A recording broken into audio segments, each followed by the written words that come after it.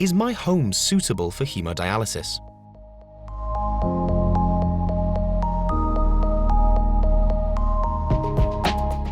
That's a really interesting question. Lots of people perceive that their home won't be suitable.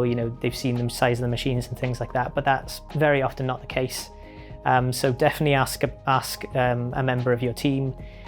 Very often they'll have one of the renal techs or one of the nurses will come out and they'll do a bit of an assessment to look where you could possibly do it in the house.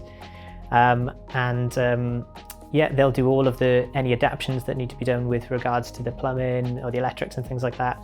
In some of the extreme cases where, if you really wanted to do a home treatment, there may even be options then to kind of speak to the local council and see if there can be an option to get you moved into a property where you would be able to do home hemodialysis. What makes a home suitable for home hemodialysis is any home if you have the access to all the machines.